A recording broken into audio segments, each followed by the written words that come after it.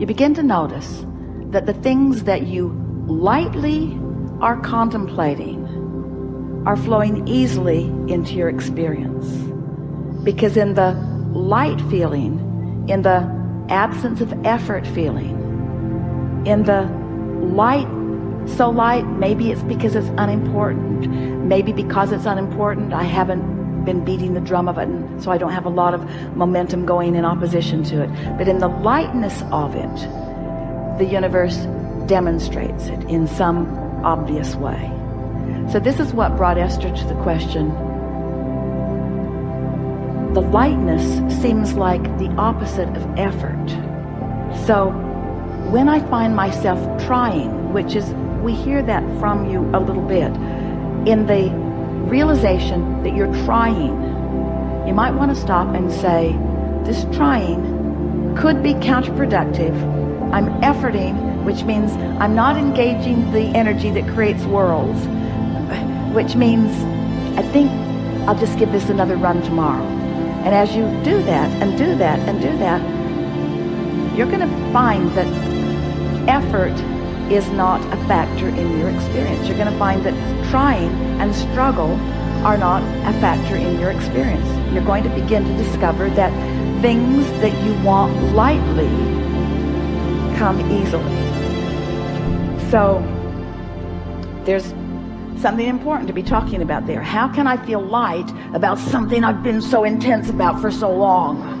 And we say, by giving it a rest.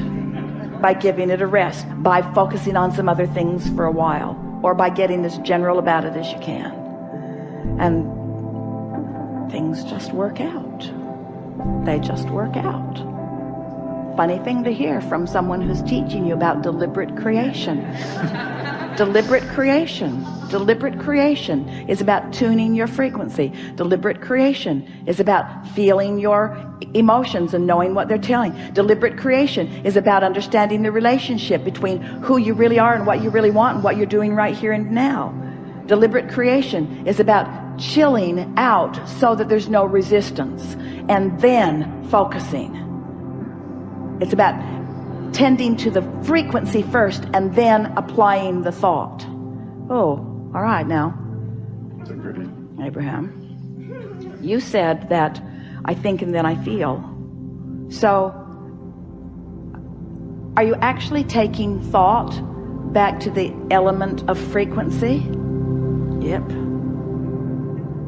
Can you find a frequency without a thought? Can you feel the frequency of love? Can you feel the frequency of love?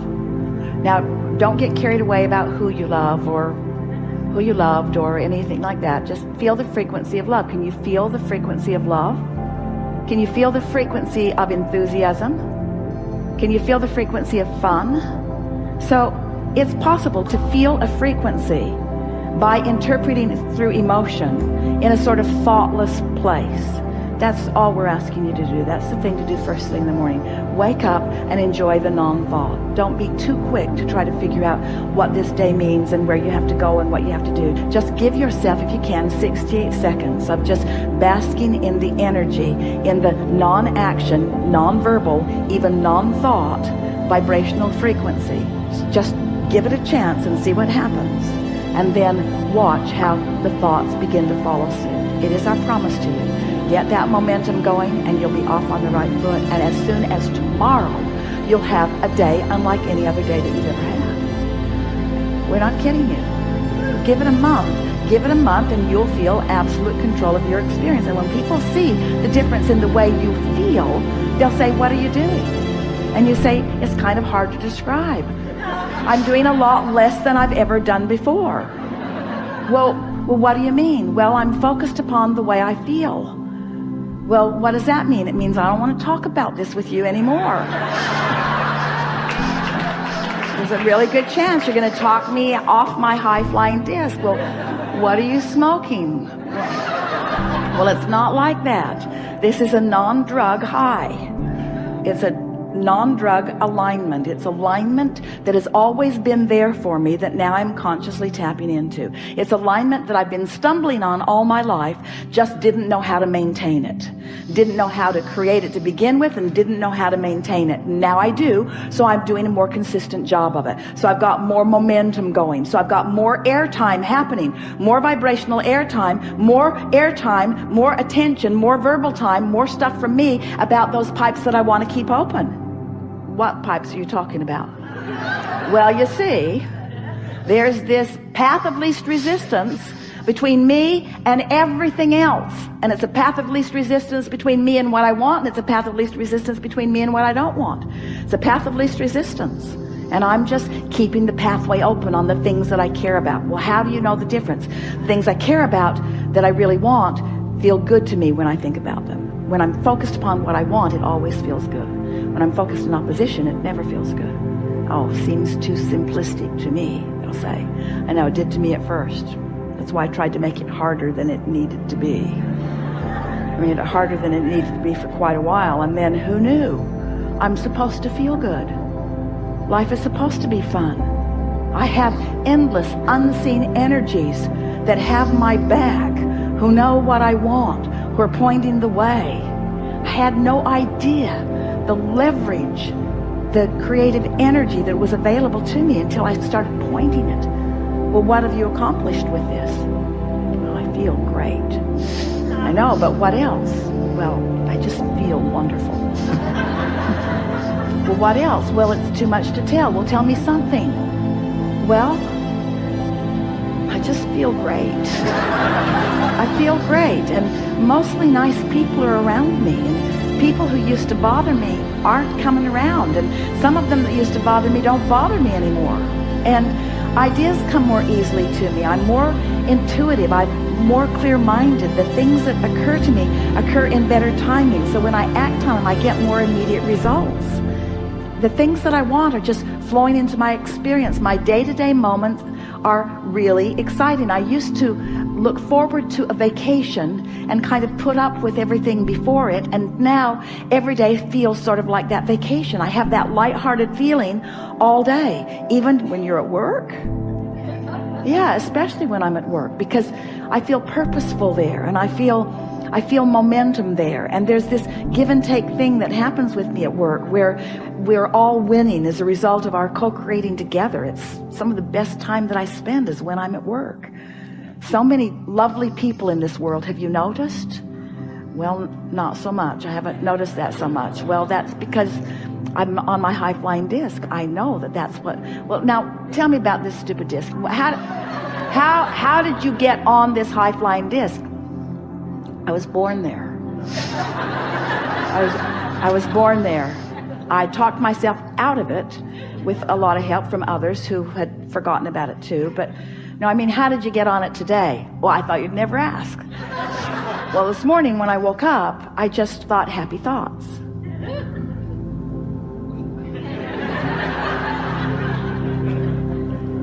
So that's your philosophy. You just think happy thoughts. Yeah? I stopped watching television for the most part. There's some shows I really like that I'm recording and watching, fast forwarding through all the commercials, which means television won't be around for long because, yeah, just think happy thoughts. Hang around with people who feel good mostly. Think of reasons to feel good. But mostly, I just get up looking for a reason to feel good and almost always find it immediately.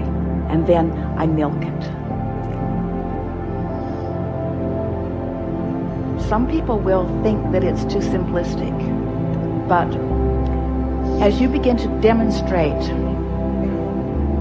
how great you feel, and as they begin to see, especially those who know you, the things that they've been hearing you talk about, as they begin to see those things flowing into your experience, as they begin to see your prosperity improving and your laughter more obvious and common, and they begin to notice how clear-minded you are and what good timing you have, what good comedic timing, what good intellectual timing, what good psychological timing, just what good timing. It's going to be so noticeable. You are going to be such powerful demonstrators of those who have accessed and harnessed and directed the energy that creates worlds, that a sort of euphoric feeling of joyful invincibility is going to be yours, to the point that when people point out even the most serious seeming from their perspective of problems, you're going to stand solid in your knowing of all is wellness, and you're going to support them in the same way that Source supports you, by not freaking out because they have chosen a lower flying disc. And before you know it, you won't freak out when you find a lower flying disc either.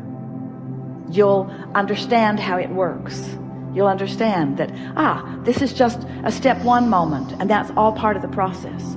I'm predominantly now, for the first several years of my life, I was predominantly in step 3, because I was born that way. Then those around me began insisting that I become more accountable, which meant try to compensate for their inability to stay on their disc. We hope you heard that in the way we meant it. So then I had sort of a rough ride for a while, where I was having predominantly step 1 moments. What are step 1 moments? Contrasting moments where I know what I don't want, so I know what I do want. I know what I don't want, so I know what I do want. So I was asking for quite a few years of my life. I was predominantly doing step 1 moments, stumbling accidentally into alignment, but not really knowing what I was doing. But it was a good plan, because during that step 1 phase of my life experience, all of you have passed through that now. I filled my vortex with all kinds of specifics that matter to me.